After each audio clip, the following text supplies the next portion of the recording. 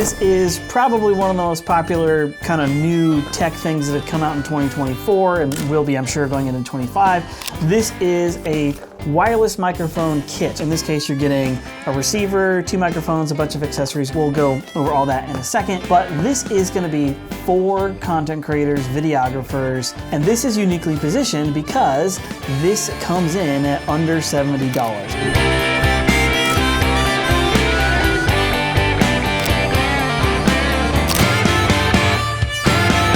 To start this video, you're going to be hearing me talking through this lav mic, and this is connected to my DJI Mic 2 wireless kit. Let's open this thing up. Before we do, I just want to let you know that they did send this to me, and so this is a review where I did not buy this product. I'm an audio guy, like I do videography, but ultimately I'm an audio engineer. It's what I went to school for. It's what I love.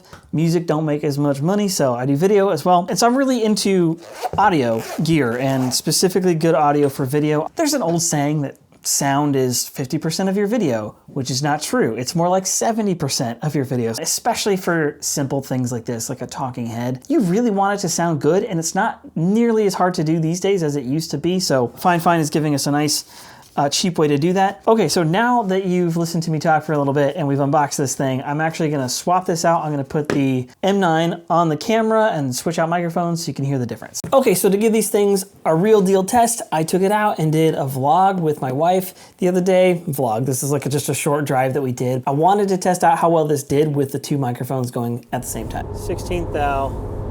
Nobody calls it thou. Everyone says, well, it's like 20K. No one says big ones anymore either. Because I, unlike most Americans, look and have my blinker on before changing lanes to signal to other drivers that I am in fact changing lanes. Stay in your lane, bro. It's annoying. Use your blinkers. In my opinion, this is like the perfect kit for vlogging style like that, where you got 2 people, maybe for like interviews or something like that. You can attach one to yourself. You got the other one as a mic to interview your subjects. Filming that clip let me use what I think is my favorite feature on the M9, which is the ability to do a stereo split. On the side of the receiver, there's a little button labeled M/S. When you click it, a little light turns on, and what this does is it takes each signal, so one from one transmitter and one from the other, and it actually splits it in the stereo channels for your camera. So what you end up with when you put it in your editor is you've got one microphone coming through on the left side and another microphone coming through only on the right side. But what it's meant for is you take those 2 separate audio signals and split them apart into 2 mono tracks, and that lets you do a different kind of editing to each microphone. So I came to one of the louder places that I could find, which was a fairly busy highway behind me, and then you'll see over here on this side we've got a raging waterfall. River, waterfall, traffic. This is a very loud spot. The reason I came here is I wanted to test how well the wind reduction features on this microphone actually operate. So all I've got right now is the little wind puff thing on, which these work pretty well, I think, for getting rid of like that real direct wind noise. But they're not going to work to get rid of sort of all the ambient noise, stuff like the traffic and the waterfall behind me. So what I am going to do is I'm going to press. So this is with the wind canceling feature enabled. It should sound quieter. It's supposed to reduce, again, the ambient noise. And I'm going to go on a quick rant about why I don't usually like this feature and why I mostly don't use it even when I have the option to. And the chief reason is because when you turn noise canceling on, it bakes that noise canceling deal into the actual audio file. So when you go to edit the video, that whatever you got is what you got. There's no changing it. It's just baked in. If it sounds bad, that sucks.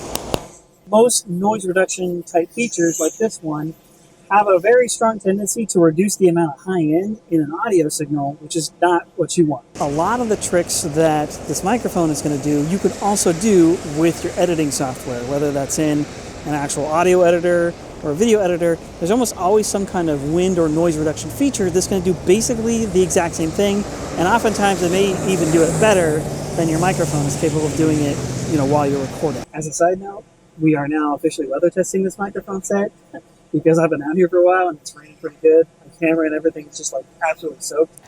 I would call the audio with the wind reduction turned on unusable. I definitely wouldn't use it for a client. I really wouldn't bother using it for my own stuff because it just sounds that bad. Now, having said that, I don't actually think that's much of a knock on the M9. I would still fully recommend it, especially at this price point. You're just still getting such a great kind of core wireless microphone experience that the wind reduction thing doesn't really matter. And like I said, you can just take care of it in post for free in 90% of video editors anyway. Okay, so the DJI Mic 2, which I know and love, I use all the time, is expensive and awesome. And FiFine definitely took hints from DJI when they were making their microphone. So I stayed up late, I took them both outside to go do a head-to-head test, and the audio you're about to hear is gonna be unedited. This is just how both these mics sound right out of the bucket.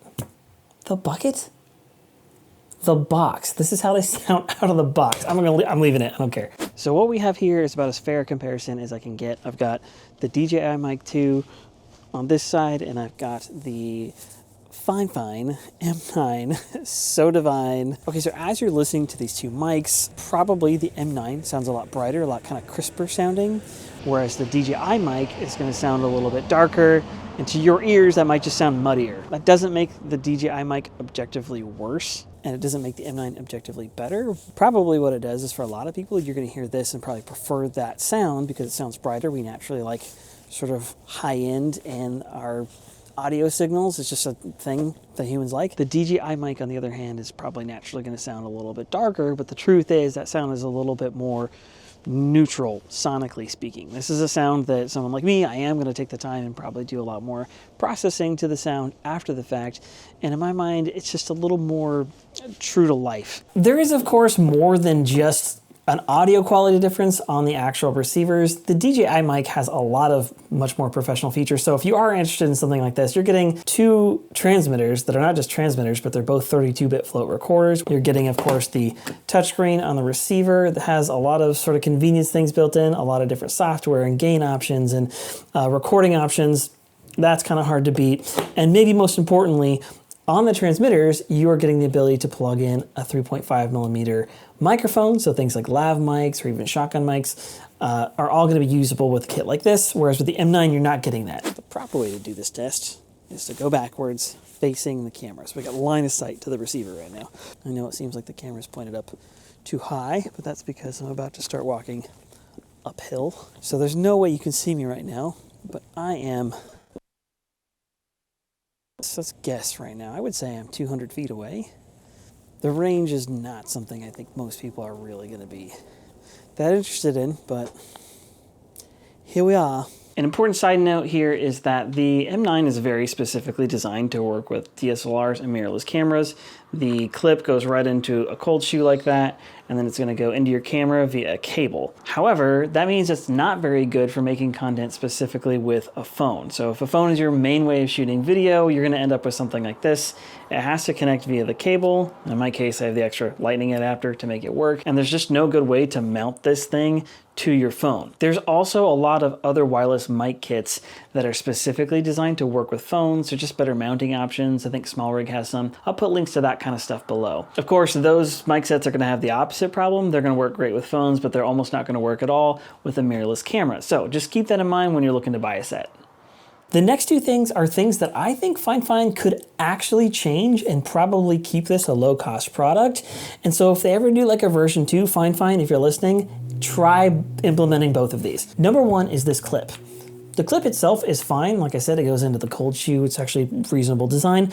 What I don't like about it is that when you have to clip this to somebody who's just wearing a t-shirt, for example, there's no nice way to do it. You just have to like put it on the collar, and it never sounds good when it's there. No mic does. The Mic 2 has this magnet design where it's really strong and goes in the back and you can kind of mount it anywhere on a t-shirt. But even just a clip that had the ability to like rotate or something like that, I think would make a pretty big difference. I'd love to see what they could come up with. This last one is really big. With the M9, the only microphone that you can actually use is the built-in mic. There's no 3.5 millimeter input to use other microphones like lav mics or shotguns or something like that. I don't know how expensive that feature is, but it seems like it would be kind of a simple operation. I already think this is a great bang for your buck, but if you could plug a lav mic in and have a slightly better clip you would have hands down the best microphone. I mean, people would be clamoring for this thing because it would just be that good. So yeah, this gets the Good Rebel seal of approval. I do recommend it, especially at that price point, $70 and below.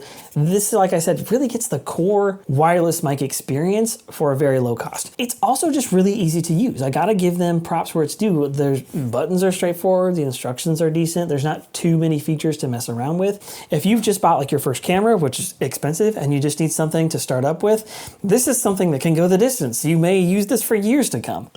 Now, my friends, it's your turn to roast me in the comments.